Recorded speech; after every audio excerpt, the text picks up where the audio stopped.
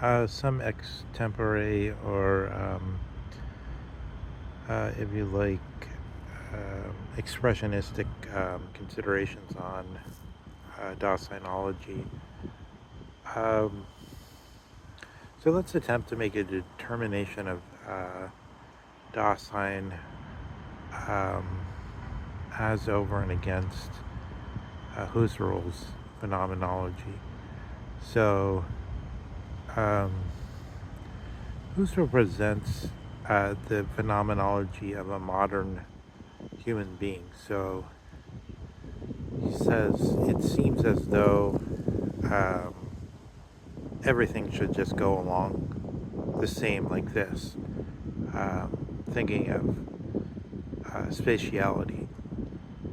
Um, and I think this is a reflection one can have quite independent of Heidegger so far as one is a modern. Um, and so, um, how do we distinguish a modern from the other ages? Um, the claim that the Greeks, but not just the Greeks, but one would think also um, all peoples that haven't undergone something like what Carl Jaspers describes in his Axial Age book, were that the Greeks were uh, prior to a free look at things, um, up until the breakthrough of their philosophy, just as the Hindus and the Chinese would have broken through it. It broke through at a certain moment to the Hindus earlier. Um,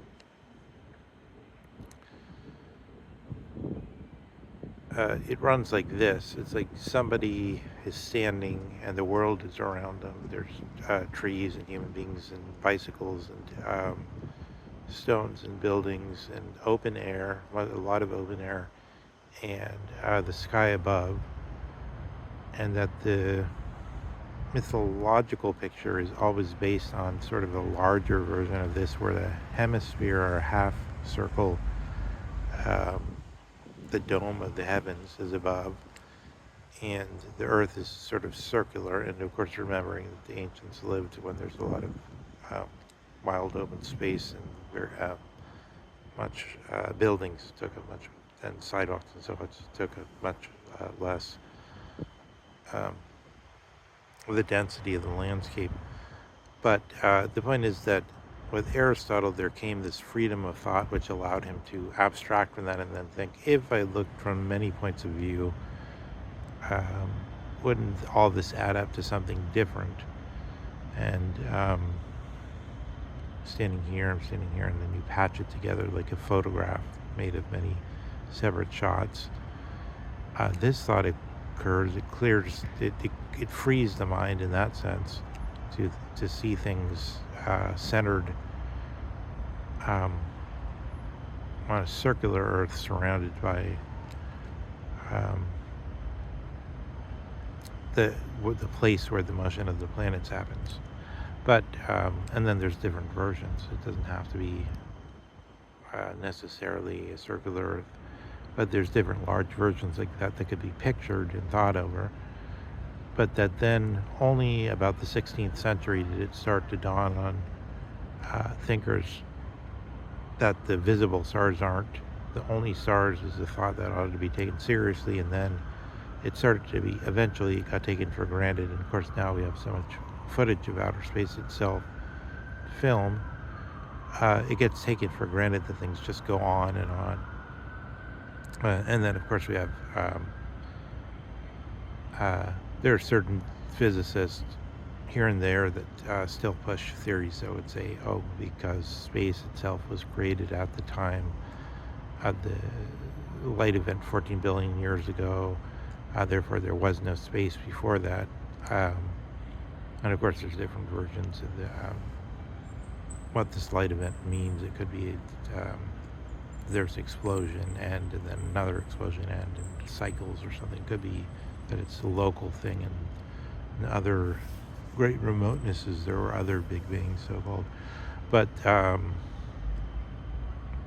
more germane is that, or I guess more essential to the issue, is that the idea that space here in the technical sense of the Big Bang means what Heisenberg said when he said the reality is that which we can measure. It has to be something measurable, otherwise it wouldn't count as a technical sense of space according to what they're talking about. So that when we just think directly about it,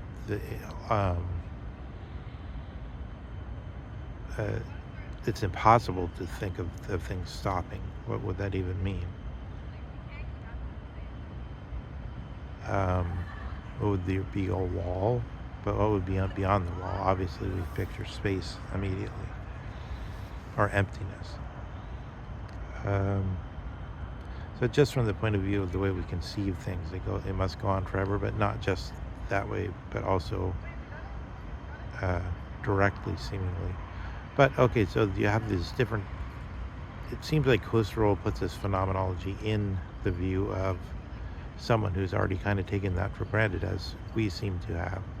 And then the question of Dasein is this big view already here in what is directly our opening our world before us?